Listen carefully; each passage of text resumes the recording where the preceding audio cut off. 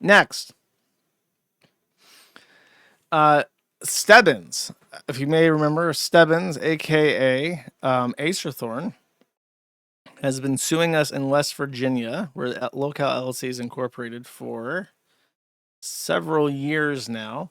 The judge is taking his time and deciding what to do with the case. So it's just been sitting there, which I am pleased with. No, don't give a fuck. It can sit there all forever.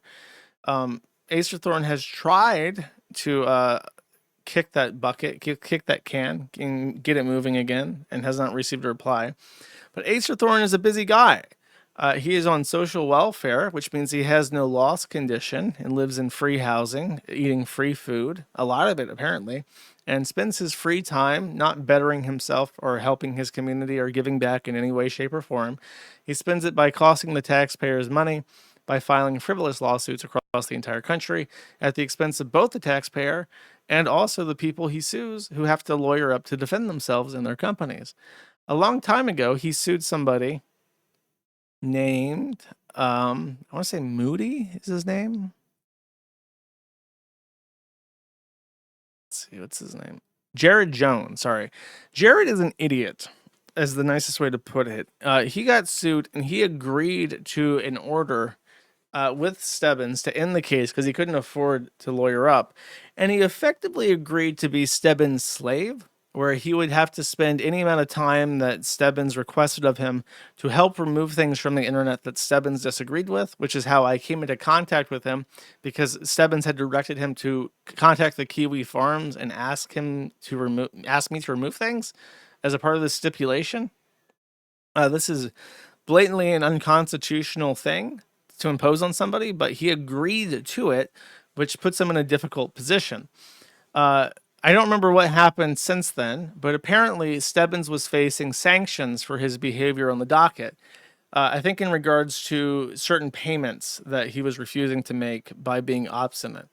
So with the sort of Damocles threatening him, because I suppose even like a minor sanction would be enough to completely ruin his life, or what he considers his life at this point, he moved to dismiss the case, which would potentially free him from any sanctions, right? Well, here's the issue. He filed what's called a joint motion, which is, sometimes this happens where, for instance, a party requests an extension.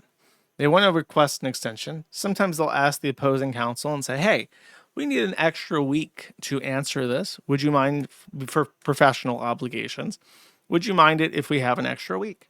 In which case the opposing counsel can say, for sure, you can have an extra week, just as professional courtesy. Then the moving party can file a joint motion saying that no party to the case objects to this being delayed a week out, and usually the judge will grant it. Whereas if you do oppose it being kicked back a week for whatever reason, it can be contested in motions. Stebbins filed a joint motion with a stipulation that said that both parties agreed to drop the case.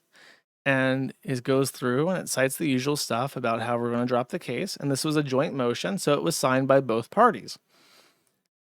The problem is, and someone took a second to look back, because this would be very weird for him to decide to drop the case when he's fighting the case and is about to get sanctions. So someone looked at the last signature for this document and found out that it was identical to the previous filing. And someone said, that's kind of weird, because his other signatures weren't identical.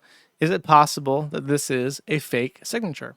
And Jared Jones said, it is a fake signature. So then he filed a motion with the court saying that my signature was forged.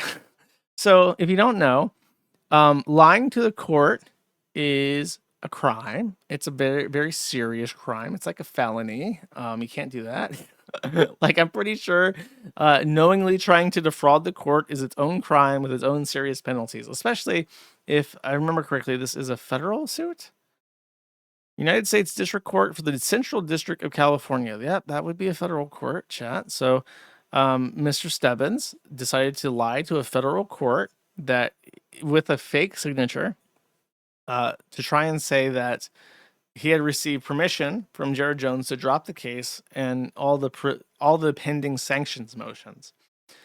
He later amended this complaint and said, oh yeah, this was my proposed motion. It wasn't actually meant to be cited as a stipulation. The problem is that he put the signature on it, so it's kind of hard to go back in time and be like, yeah, this was just a proposal, because you went out of your way to put a signature on it that you copied from another document and then filed under penalty of perjury to the court. So this is very clearly an instance of fraud, in my opinion, that follows a well-documented behavior pattern of Stebbins to try and lie and defraud the court. So the Stebbins v. Lolcal LLC case may end with Stebbins just going to fucking jail for defrauding the court, which would be really awesome and cool and super based. I hope that's what happens.